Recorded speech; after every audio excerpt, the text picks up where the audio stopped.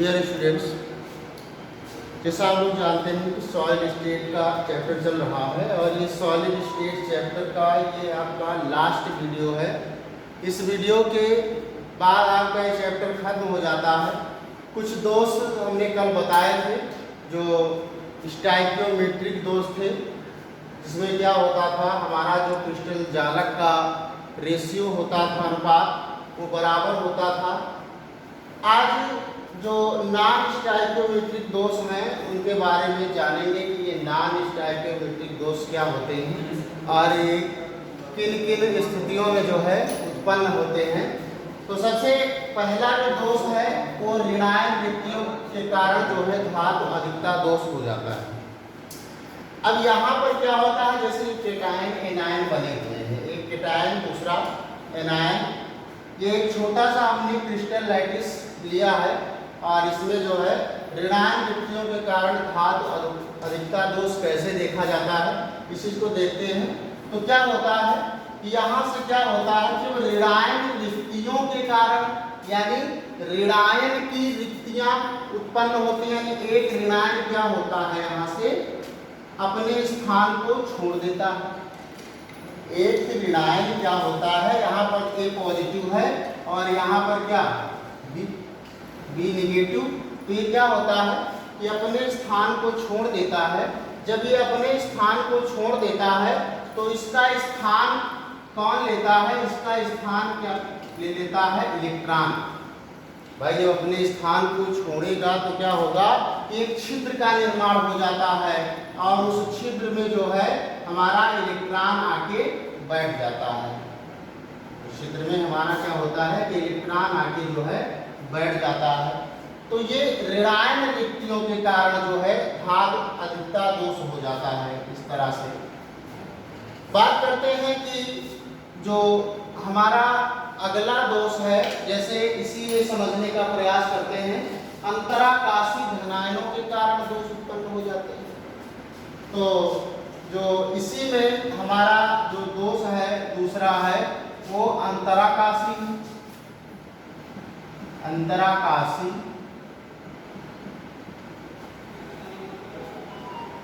धनायनों के कारण धातु अधिकता दोष। अब ये ऋणायनों के कारण था, ऋणायन गायब हो गया तो एक छिद्र का निर्माण हो जाता है और उस छिद्र पे क्या हुआ, हमारा इलेक्ट्रॉन आके बैठ गया, ताकि क्या हो कि जो हमारा ये लैटिस बना हुआ है इसकी विद्युत उदासीनता बनी रहे। अब अंतराकाशी धनायन रिक्तियों के कारण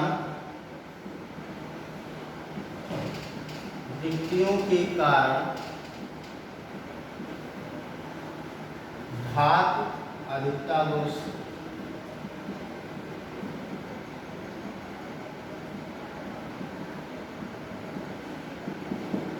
अब ये दोष आपका धनायन के कारण, लेकिन अंतराकाशी स्थान में आकर क्या होता है कि हमारा धनायन आके इसमें एडजस्ट होता है। तो इस प्रकार का जो दोष है, जैसे यहाँ पर एक लैटिस बना हुआ है आपका A पॉजिटिव, उसके बाद B negative, A positive, B negative, B negative, A positive, ये हमने एक लैटिस बना दी।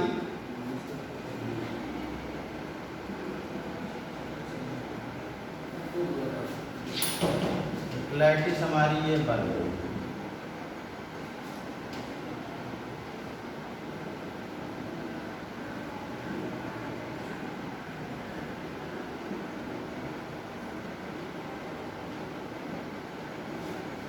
ये हमारी लैटिस जब बनी तो क्या हुआ कि एक धनायन जो है, ये जो स्थान हमें यहाँ दिखाई दे रहा है, इस स्थान को अंतराकाशी स्थान कहते हैं। क्या कहते हैं, अंतराकाशी स्थान कहते हैं। तो इस स्थान पर क्या हुआ कि एक धनायन यहाँ पर आ गया आपका A पॉजिटिव, ठीक है।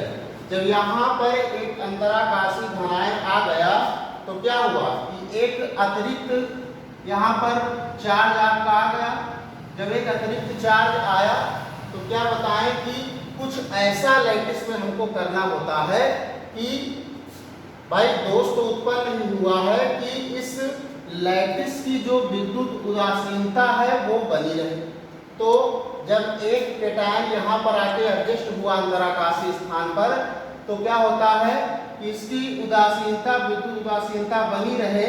इसके लिए क्या होता है कि एक इलेक्ट्रॉन आके हमारा इस अंतराकाशीय स्थान में आके एडजस्ट हो जाता है। इससे क्या होता है कि एक क्रिस्टल लैटिस की जो है विद्युत उदासीनता बनी रहती है। कहने का मतलब ये है कि इस प्रकार का दोष उस समय उत्पन्न होता है जब एक अतिरिक्त धनायन एक अंतराकाशीय स्थल में उपस्थित होता है और क्रिस्टल की विद्युत उदासीनता बनाए रखने के लिए क्या होता है कि एक अतिरिक्त इलेक्ट्रॉन आके अंतराकाशीय स्थान में आके एडजस्ट हो जाता है।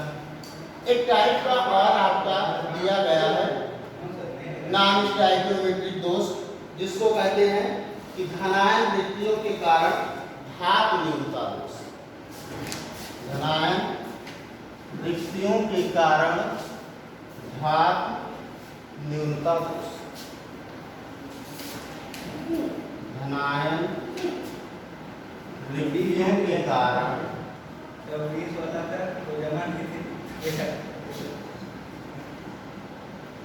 घात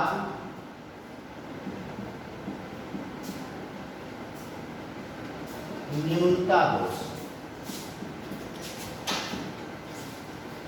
तो ये हमारा दोष ऐसा होता है कि इस दोष में मान लीजिए ये आपका कोई परमाणु दिया गया है, ये आपका मान के चलिए कोई एटम यहाँ पर अरेंज है, ये बी नेगेटिव।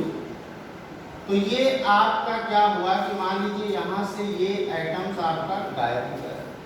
तो क्या होता है कि इसकी जगह पर क्या होता है, ये हमारा A2 प्लस के रूप में अरेंज हो जाता है। भाई एक लैटिस में हमारे जितने धनायन होते हैं उतने ही क्या होते हैं, ऋणायन होते हैं। जब ये A2 प्लस के रूप में आके अरेंज हुआ तो यहाँ पर एक दोष तो उत्पन्न हुआ, लेकिन क्या हुआ कि जो हमारे चार्ज हैं वो बिल्कुल मेंटेन है। चार्ज का मेंटेन होने का मतलब क्या है कि इस लैटिस की क्या है कि विद्युत उदासीनता बनी है। तो ये तीन तरह के दोष हैं जो नॉन स्टाइकियोमेट्रिक दोष थे। उसके बाद इसमें इस चैप्टर में एक आपका न्यूमेरिकल बचा हुआ था, उस न्यूमेरिकल को भी देख लेते हैं। कौन सा न्यूमेरिकल था? एक न्यूमेरिकल आपके एनसीईआरटी बुक में दिया गया है। क्वेश्चन है कि कॉपर FCC लैटिस के क्रिस्टल उत्पन्न करता है। कॉपर क्या करता है? FCC लैटिस के क्रिस्टल उत्पन्न करता है जिनकी एक किनारे की लंबाई दी गई है। क्या दी गई है? एक किनारे की लंबाई दी गई है, यानी ए आपको मालूम है, संबंध हमने स्थापित किया था A और R में। तो जो चीज मालूम है सबसे पहले क्या करते हैं कि उनको हम नोट कर लेते हैं। क्या दिया है? और कॉपर कैसा आपका यूनिट सेल आपकी कैसी है? FCC कैसी है? FCC यानी face centred cubic unit cell है। और इस यूनिट सेल में जो है एक किनारे की लंबाई दी गई है। किनारे की लंबाई दी गई है A बराबर 3.6 गुणे 10 की घात -8 सेंटीमीटर। जो कुछ दिया है उसको नोट कर लेते हैं। फिर कह रहा है कि सिद्ध कीजिए कि गणना से प्राप्त घनत्व का मान मापे गए मान 8.92 ग्राम सेंटीमीटर के अनुरूप है। अच्छा, इसमें एक चीज और कि जो Z की वैल्यू है, Z की वैल्यू FCC में क्या होती है? FCC में हमारी Z की वैल्यू होती है 4, क्योंकि फेस सेंटर्ड यूनिट सेल है। तो इसमें क्या होता है कि हमारे 6 फलक होते हैं, 6 फेसेस होते हैं। 3 परमाणु वहाँ पर होते हैं और एक हमारा कॉर्नर पर निकल के आता है। कॉर्नर के रेस्पेक्ट में होता नहीं है कि 8 कॉर्नर होते हैं इसके रेस्पेक्ट में हमारा 1/8 पार्ट ही अंदर आता है, तो टोटल हमको यहाँ से केवल एक परमाणु ही मिलता है। अब फेसेस की बात करते हैं तो हमारे टोटल फेसेस कितने होते हैं? 6 फेसेस होते हैं, और 6 फेसेस में प्रत्येक परमाणु का कितना पार्ट अंदर होता है? केवल 1/2 पार्ट ही अंदर होता है, तो 3 परमाणु हमारे इधर निकल के आ जाते हैं। तो टोटल परमाणु कितने हो जाते हैं? 4 परमाणु हो जाते हैं। तो ये हमारी जेड की वैल्यू है, और हमसे घनत्व पूछ रहा है कि सिद्ध कीजिए कि गणना से प्राप्त घनत्व का मान मापे गए मान 8.92 ग्राम सेंटीमीटर क्यूब के अनुरूप है। m का मान दिया गया है 63.55, m बराबर 63.55 ये दिया गया है आपका। और Na आपको मालूम ही है, अवगाद्रो संख्या 6.023 गुणे 10 की घात 23 ये अवगाद्रो संख्या है, और कुछ नहीं करना है, फार्मूला लगा दीजिए। रो बराबर क्या होता है? रो बराबर आपका फार्मूला होता है Z इंटू